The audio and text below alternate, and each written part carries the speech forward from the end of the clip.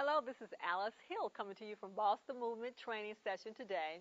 The principle that I'm going to share with you is the principle of what are the three ways that God prospers us. There are basically three ways that God will allow blessings to come into our lives, that God will allow the answers and solutions to come into our lives. The key element in every single one of these ways is this. If we are not conscious, if we are not alert, alive, awake, if we don't recognize and identify, we will and we can miss all three of these ways once they come into our lives. In the scripture, God says it will come to pass. So God will send into our lives the blessing. They will come to pass. But if we are not conscious, we won't grab hold toward those answers and solutions. We will completely be blind to them. We will miss them. We won't have a clue that they came into our lives.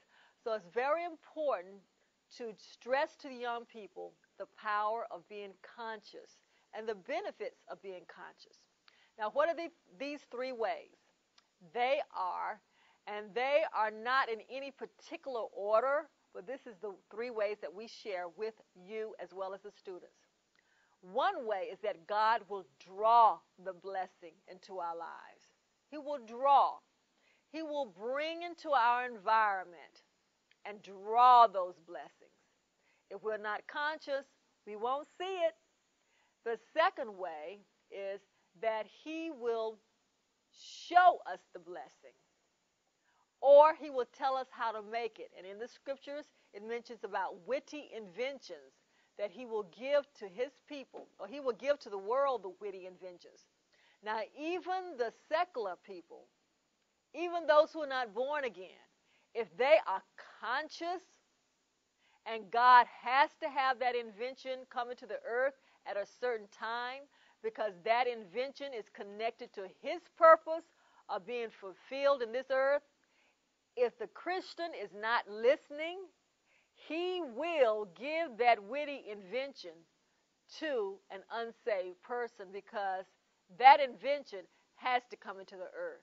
It has to manifest because it's connected to His purpose. Think about the invention, the concept of the internet. The internet brings people together. It brings millions and millions and millions of people together. It has the ability for millions of people to view your information in seconds, split seconds. That invention, that desire came from God. Now, if a Christian was not listening and willing to take the risk to move into making that invention manifest into the earth, then God will choose an unsaved person who is willing to take the risk and make that happen. So let's start at the top again. God will draw the blessing into our lives. Number two, He will show us the blessing, or He will give us witty inventions. He will tell us how to make it. The third way is He will tell us where to go. So in order to go somewhere, we have to be conscious and we have to listen to where God is telling us to go. Ask, seek, and knock. These are the three ways. Now, working with your youth, you can ask them questions. Tell them, as well as ask them, to give examples of, in the scriptures, let's start with number one again, of how did God draw blessings to anyone in the scriptures? How did that happen? And the youth can come up with some examples. If they're not that familiar with the Bible, you can come up with some examples as well as share more of the storyline that's connected to that example, so that the youth will begin to get picture images of how God draws blessings into the lives of people. The next one is He will show it to us. So you can ask the youth again, do you know of any examples in the scripture where God showed someone the answer? He showed someone information. Part of number two is witty inventions. He told them how to make it. What examples are in the scriptures in which God told someone how to make it? And one of the biggest examples is Noah's Ark.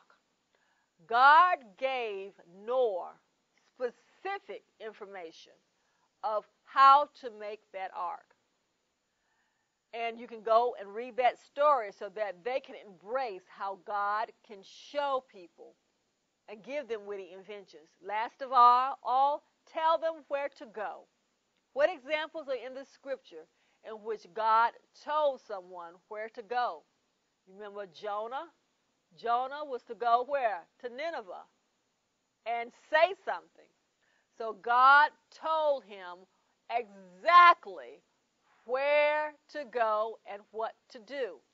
And we see the consequences when Jonah did not obey God. So the youth will be able to see that there are consequences when we don't do what God tells us to do. So let's very quickly, as we close out, name the 3 ways that God will prosper us. And again, in order to embrace these ways, we must learn the process of being conscious, because in our consciousness, we will see all 3. God can use all 3 of these examples. He can use one of them. He can use them any way He desires to, according to His will. What's the first one? He will draw them to us. The second one, He will show them to us or tell us how to make it. And last, He will tell us where to go. We ask you that you train the youth and give them specific examples of this so that when they walk away, they can see it, have visual examples, and they can embrace it in their personal lives, as well as yield themselves so that God can draw the blessings to them, show the blessings to them, tell them how to make it, as well as tell them where to go. Thank you so much for listening to this teaching of 3 ways of how God prospers us. God bless you. This is Alice Hill of Boss the Movement. Bye-bye.